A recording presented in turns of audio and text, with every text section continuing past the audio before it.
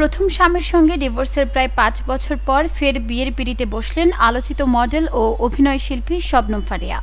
শুক্রবার বাদ আসর দুই পরিবারের সদস্যদের উপস্থিতিতে বিয়ের আনুষ্ঠানিকতা সম্পন্ন হয়। দ্বিতীয়বার বিয়ের বিষয়টি ফারিয়া নিজে গণমাধ্যমকে নিশ্চিত করেছেন।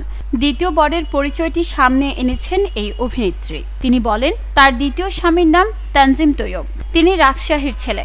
অস্ট্রেলিয়ার ইউনিভার্সিটি অব সাউথ ওয়েলস থেকে ফিনান্সিয়াল ইঞ্জিনিয়ারিংয়ে স্নাতকোত্তর সম্পন্ন করেছেন। বর্তমানে তিনি বাংলাদেশের একটি শীর্ষস্থানীয় বেসরকারি ব্যাংকে অ্যাসিস্ট্যান্ট ভাইস প্রেসিডেন্ট হিসেবে কর্মরত। শবনম ফারিয়া বলেন, ঢাকার অদূরে মাদানী অ্যাভিনিউতে অবস্থিত মসজিদ আল মুস্তফায় নিকটাত্মীয় ও ঘনিষ্ঠ বন্ধুদের উপস্থিতিতে তাদের বিয়ে সম্পন্ন হয়।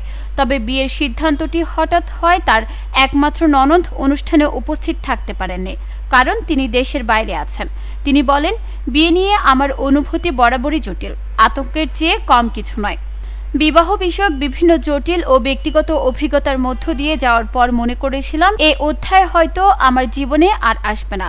তবে সময়ের প্রবাহে এবং পরিবারের আকস্মিক সিদ্ধান্তে এই পরিণয়। জীবনের নতুন যাত্রার জন্য সবার দোয়া ও শুভকামনা চেয়ে তিনি বলেন, ভবিষ্যতে সহকর্মী, আত্মীয় স্বজন ও ঘনিষ্ঠজনদের নিয়ে একটি বিয়ে পরবর্তী সংবর্ধনা অনুষ্ঠানের আয়োজন করার পরিকল্পনা রয়েছে। এদিকে শবনম ফারিয়ার সাবেক স্বামী হারুনুর রশিদ অপুও বিয়ে করেছেন। ডিভোর্সের প্রায় 2 বছর পর তিনি নতুন জীবনসঙ্গী বেছে নেন। তার নতুন স্ত্রীর নাম নওরিন আহমেদ। তিনি তরুণ উপস্থাপিকা ও মডেল। নিউজ ডেস্ক, চট্টগ্রাম সময়।